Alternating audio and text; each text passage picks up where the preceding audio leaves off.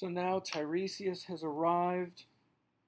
He's a blind prophet, and he's led by a little boy.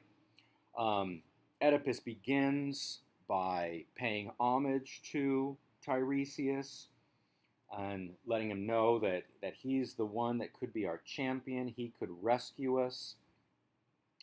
Oedipus tells Tiresias that, look, here's what Apollo has told us. There's a killer here, the killer of Laius, and we need to find out who he is so that we can rid him from our land. Okay, so Tiresias' opening lines here at 337. How terrible is wisdom when it brings no profit to the man that's wise. And this is an opening allusion here to what this wisdom is going to do to Oedipus. Oedipus is in a state of ignorance right now, but once he does know, it's going to be terrible.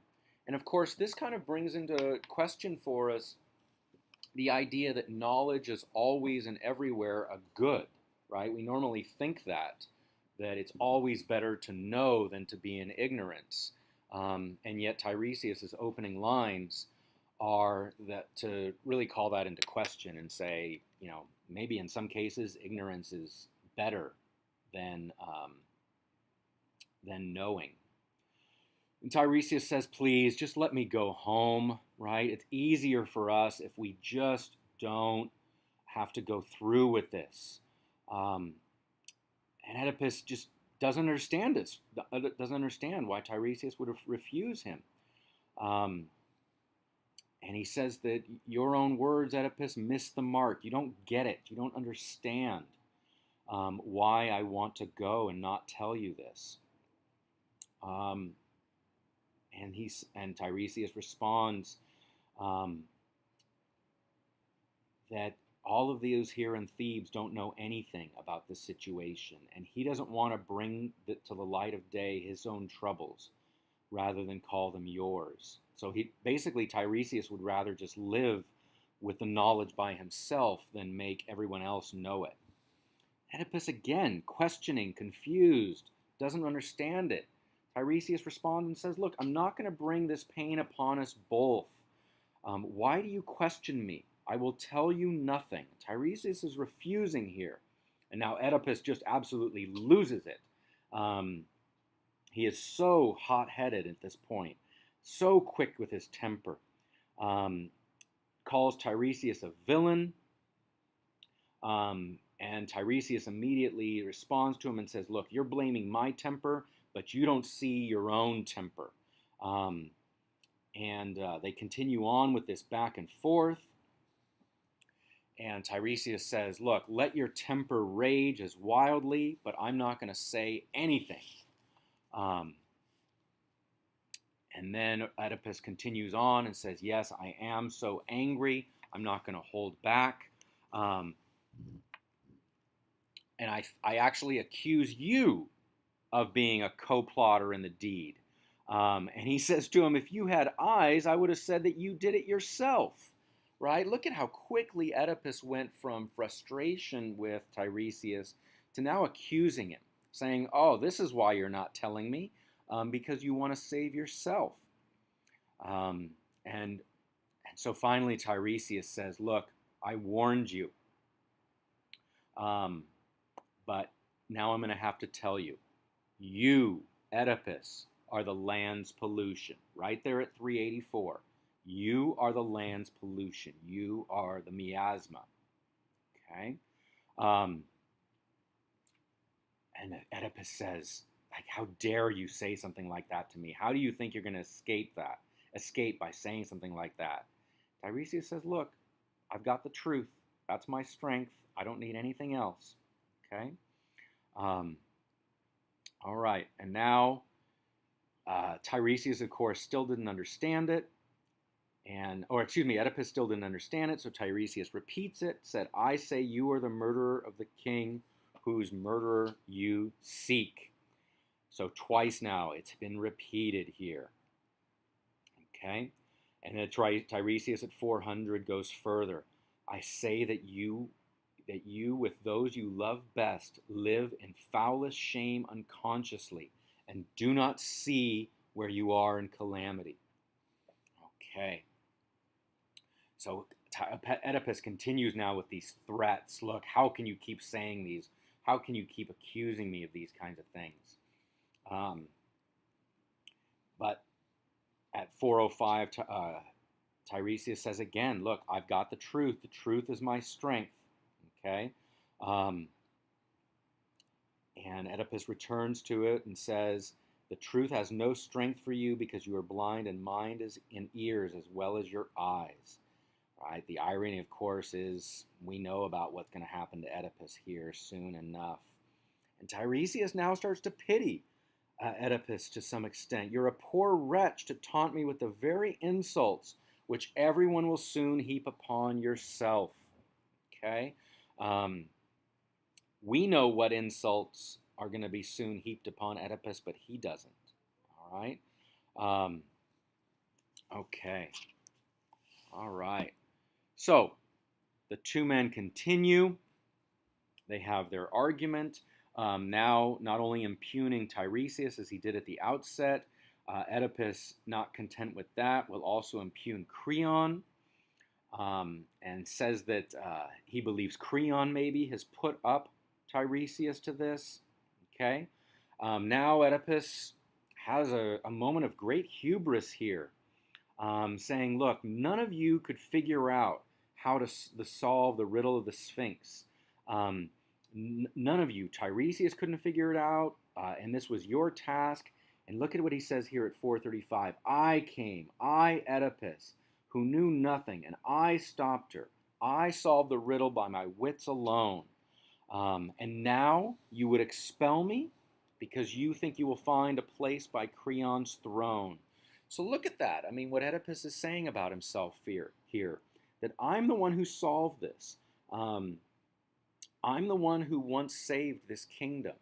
And I won't be, pushed aside just because of something a blind prophet has to say. The chorus tries to check Oedipus here, and says, look, we see that both you and Tiresias are speaking in anger. And the chorus tries to calm them both down. We need no angry words, but only thought how we may best hit the God's meaning for us. And now Tiresias responds. Their interaction is going to soon come to a close. And now Tiresias pulls Oedipus in close and says, here is everything I have to say to you. Here is my word for you.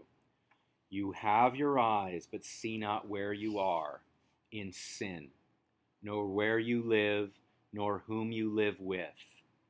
Do you know who your parents are? Unknowing, you are an enemy to kith and kin, in death, beneath the earth, and in this life. A deadly-footed, double-striking curse from father and mother both shall drive you forward out of this land with darkness on your eyes that now have such straight vision. Notice what he said there. Every line of this is going to somehow come true. And notice, we don't know this, or Oedipus hasn't said this yet, but we know that this must strike a chord with Oedipus because he's been asked, do you know who your parents are? And we're going to find out in just a few hundred lines that Oedipus had doubts about his own parents and his own lineage. Notice that Tiresias says you are an enemy both to your family who are alive and dead. And this curse is double striking. It's a curse in terms of both your father and your mother. Okay? And he says to here down towards the end, 472, of the multitude of other evils, there will be established a grim equality between you and your children. Notice, this is now the incest claim. Muddy with contempt my words and Creon's, Tiresias exclaims. Misery shall grind no man as it will grind you. You, Oedipus, will be the most miserable man in the world. Okay? Oedipus again doesn't understand, curses Tiresias and says, "Get out of my house, out of my kingdom." Tiresias says, "I wouldn't have come unless you made me." Um, and he says to Oedipus, "I am a fool to you, but to the parents who have bred you, I am wise." Meaning, I know who has bred you. I know your lineage. And Oedipus doesn't know what parents. Who are they of this world? Who are my parents? And Tiresias says, "This day will show your birth and will destroy you. This is the day you are going to find out who your parents are, and it will destroy you." Okay. All right. They continue on. Tiresias says, "I'm leaving here. You can't hurt me, Oedipus, but the killer is here. In name, he is a stranger among citizens, but soon he will be shown to be a citizen, a true native Theban, and he'll have no joy of the discovery."